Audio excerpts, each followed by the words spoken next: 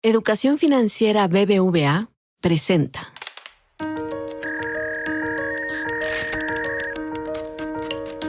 Peras y manzanas, con Valeria Moy.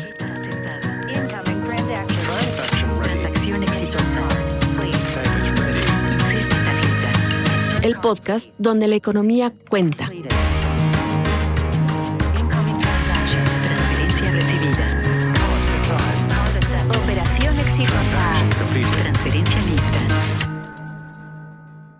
Hola, hola, ¿cómo están? ¿Cómo va su semana arancelaria? Bienvenidos a Peras y Manzanas. Y bueno, pues tenemos que platicar de lo que está sucediendo en el mundo. Sí, están pasando muchísimas cosas. Además, es semana de decisión de tasas de interés por parte del Banco de México. Muy atentos a lo que sucede. Pero de cualquier manera hay un tema encima del mundo, por supuesto, de la economía mexicana, pero sobre los aranceles. ¿Qué está sucediendo? ¿Qué sucedió a inicios de esta semana con los aranceles que Trump le había puesto a China o que Estados Unidos, porque no me gusta decir que es Trump, porque al final del día es Estados Unidos, que Estados Unidos le impuso a China en diferentes cosas, pero al final del día acaban siendo de alrededor 145%, y que luego China, en represalia, pues también puso aranceles a las importaciones de bienes estadounidenses de 125%. ¿Qué está sucediendo ahí? ¿Cómo nos afecta? ¿Nos afecta? ¿No nos afecta? Sí, esto es una pausa, es una tregua. ¿Qué es lo que está sucediendo? ¿Ya se logró un acuerdo comercial? Porque después de ver cómo se movieron los mercados financieros ese lunes, pues parecería ser que ya se logró un acuerdo y que toda la amenaza arancelaria pues ya pasó. Yo no sé si este es el caso, pero para platicar del tema, hoy está con nosotros otra vez, cosa que le agradezco enormemente, Ken Smith. Ken, que ustedes ya lo conocen de muchas cosas y me siento muy honrada de tenerlo en Peras y Manzanas, pues es experto en temas comerciales, domina todos los intríngulis de estas relaciones entre Estados Unidos, China, México, Estados Unidos, Canadá, y nos puede explicar o dar un poquito más de claridad de qué está sucediendo en este momento con los aranceles entre Estados Unidos y China. Ken, bienvenido una vez más a Peras y Manzanas. Muchísimas gracias, Valeria. Siempre es un placer estar contigo. Pues cuéntanos, ¿qué está sucediendo? Mira, es un tema complejo, pero al mismo tiempo hay que reconocer que el anuncio que se hizo entre Estados Unidos y China, con la participación del secretario del Tesoro y el representante comercial de Estados Unidos, es un anuncio importante. Es un anuncio que empezó, como bien señalaste, a calmar los mercados después de este desliz tan fuerte que hemos visto en los últimos meses y que le ha generado severos problemas en su popularidad a la administración del presidente Trump. Entonces, por un lado, es positivo que se anuncie esta especie de tregua, donde, como bien señalabas, los aranceles a niveles estratosféricos que tenía Estados Unidos van de 145, ahora se reducen a más o menos 30%.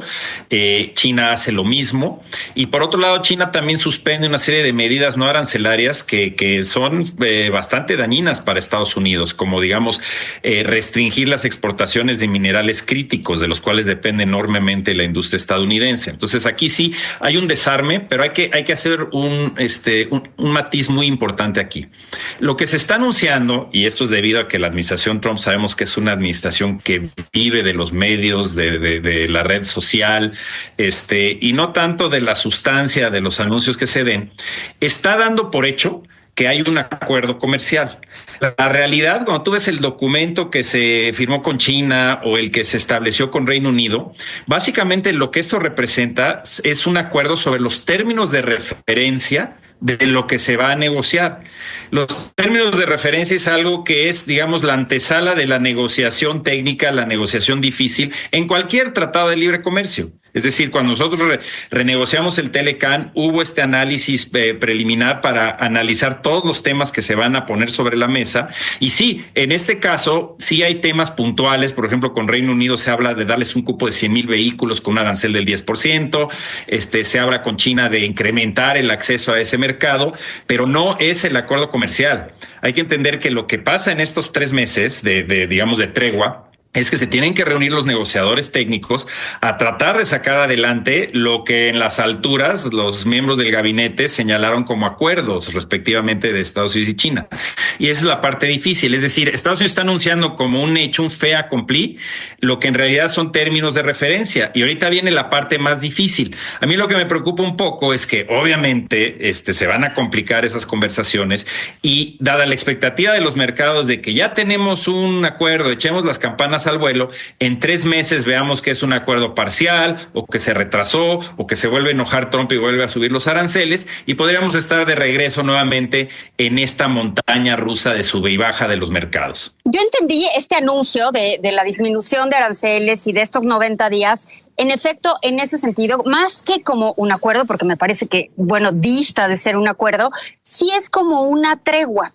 Y mi pregunta a ti, Ken, es ¿qué hizo al presidente Trump recular en estas medidas arancelarias? Porque toda la semana, o sea, la semana anterior había estado el secretario del Tesoro, que también se está metiendo ahora en la relación comercial. No se había metido tanto, pero ahora está muy metido en la relación comercial de Estados Unidos con el mundo.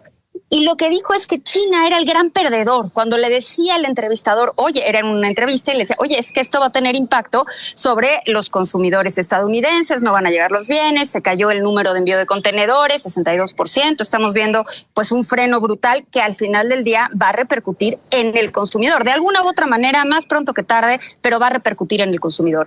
Y Bessent lo que dijo es, China es el gran perdedor. El gran perdedor, que en español suena distinto a decir es el gran loser, ¿no? O sea, sí hay como una connotación distinta. Y pues solo unos días después dicen, pues, ¿qué creen?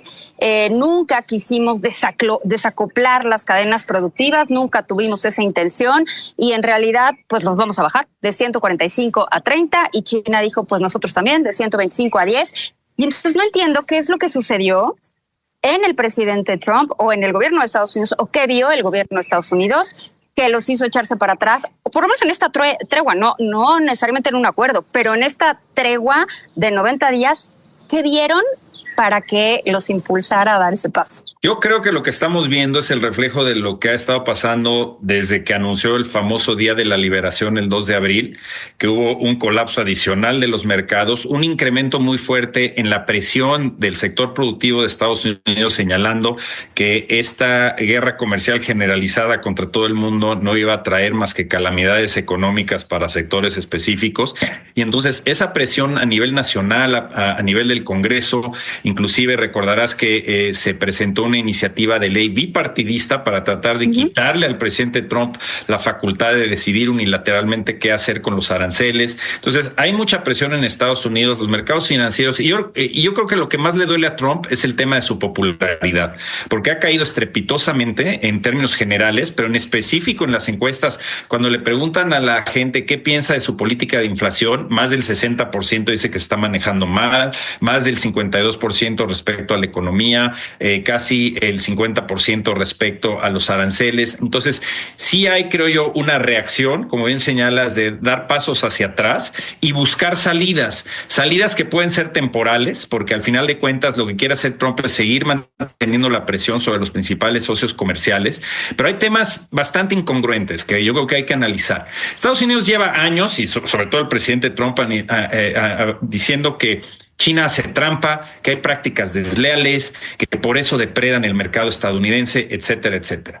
Ahora resulta que porque China dice, oye, te voy a comprar más productos, te voy a dar más acceso a mi mercado, de repente nos olvidamos de esa parte de las prácticas desleales, porque entonces lo que estamos viendo es que Estados Unidos decidiría, bueno, entonces ya no importan tanto las prácticas desleales, de todas maneras te bajo los aranceles. La pregunta que yo le haría a la administración estadounidense es, ¿y esta baja de aranceles significa que van a seguir dejando entrar la misma cantidad de productos chinos que ya entraban a Estados Unidos y que ustedes mismos se han quejado que entran con práctica desleal y además no soluciona el tema del déficit comercial que Trump ha dicho que es el principal problema con China? Entonces aquí es donde estamos viendo estas posturas incongruentes, donde pues yo creo que nadie lo analizó, porque al final de cuentas yo creo que hay un imperativo político ahorita que le dio la instrucción el presidente Trump a sus negociadores de llega algún tipo de acuerdo, algún anuncio y luego vamos viendo. Entonces Eso es un tema que es interesante. Sí, hay un impacto en los mercados positivo y eso ayuda a la economía global, ayuda a la economía de Norteamérica,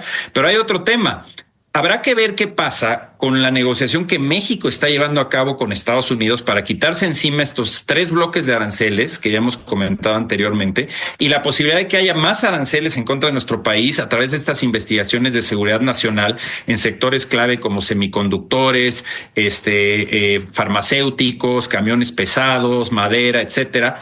Porque la pregunta es, si México no logra eliminar aún más, o sea, ya tenemos esta ventaja parcial que nos brinda el TEMEC, ¿no? De exclusión. Pero si no nos quitamos el resto de los aranceles que tenemos encima, acero y aluminio, más los que vengan en estas investigaciones de seguridad nacional, y al mismo tiempo Estados Unidos negocia acuerdos con China, Unión Europea y otros países que le van a dar un acceso preferencial a Estados Unidos, pues ahí uno de los perdedores puede ser México. Es decir, la ventaja competitiva que tenemos ahorita con respecto al resto del mundo es que nos están respetando TEMEC y que le puso aranceles recíprocos al resto del mundo. Y en el caso de China, aranceles prohibitivos, porque también tienen aranceles sobre la inmigración. Entonces, es un arma de 2 filos, es delicado el asunto. Yo la verdad no creo que en 3 meses logren resolver todos los temas que tienen con China y tampoco le conviene a Estados Unidos relajarse por completo ahí, porque hay otros temas en los que está compitiendo con China y donde tiene severas problemas, ¿no? Entonces, es un inicio, es un anuncio positivo de que por lo menos están dispuestos a hablar,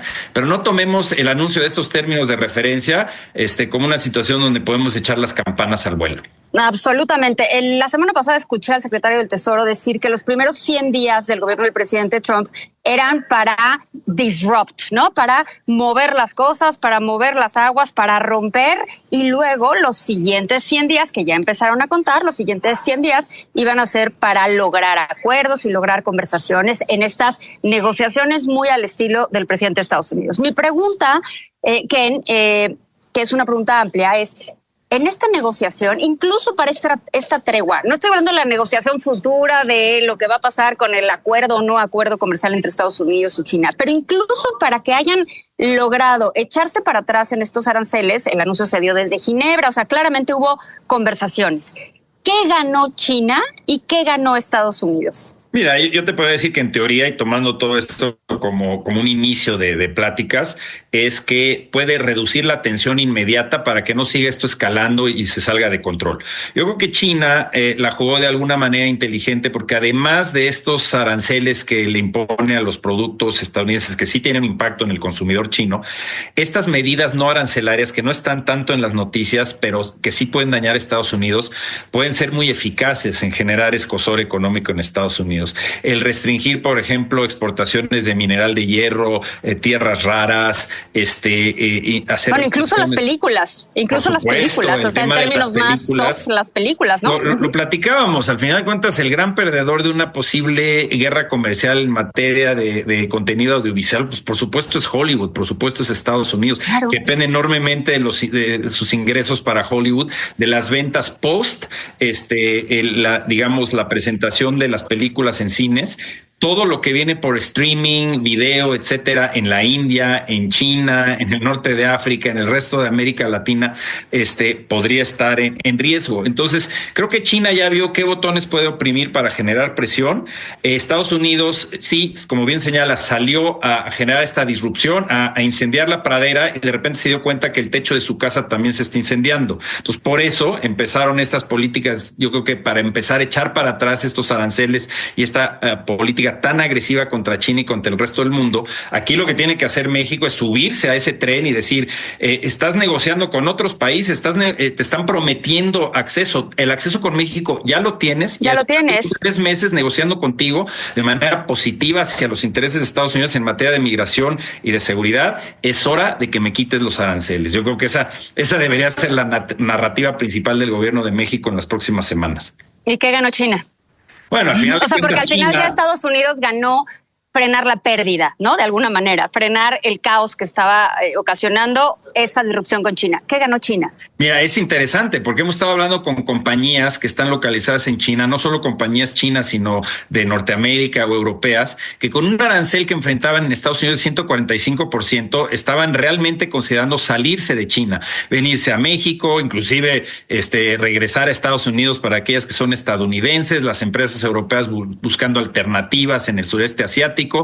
Y de repente un par de ellas nos comentaron, bueno, con aranceles que van del 145 y se bajan a 30, yo ya nuevamente puedo ser competitivo en el mercado de Estados Unidos, entonces posiblemente me quede en China. Yo lo primero que les dije es, este acuerdo o la tregua cambia mañana y se enoja Trump y pide 200% de arancel. Entonces, estar en China sigue siendo un riesgo, pero eso me lleva al primer punto que yo mencionaba. ¿Cómo es posible que un producto que tiene que cruzar el Pacífico, entrar a Estados Unidos, pagar aranceles de 30 y 40%, todavía sea competitivo si no está entrando, y no digo que sean todos, pero la gran mayoría, con prácticas desleales y enormes subsidios que no están permitidos bajo las reglas internacionales? Entonces, pues en ese sentido, China gana también, ¿eh? No, ganan muchísimo. China y Estados Unidos ambos ganan. Yo creo que incluso el solo hecho de frenar una caída es una ganancia. Pero esa ventaja comparativa que tenía México a partir de, me choca decirle así, pero así le dice el presidente de Estados Unidos, del Día de la Liberación, pues está cambiando. Y creo que hay que estar muy atentos a eso, porque esa ventaja que se ganó por una decisión de un día o por un anuncio de un día puede cambiar igual por el anuncio de cualquier otro día. Y al final del día, toda esta conversación que se resume en que la incertidumbre sigue. Entonces sí, se habrá anunciado esta tregua, esta disminución de los aranceles, pero es por 90 días. Entonces al final del día la incertidumbre sigue y la incertidumbre siempre nos sale costosísima. Ken, como siempre, muchísimas gracias por platicar con nosotros en Peras y Manzanas. Un gran placer como siempre, Valeria. Muchísimas gracias a todos, nos escuchamos pronto. Educación Financiera BBVA presentó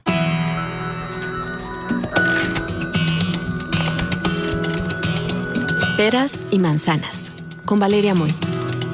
El podcast donde la economía cuenta. Escucha este y todos nuestros podcasts en asícomosuena.mx, Spotify, Google y Apple Podcasts.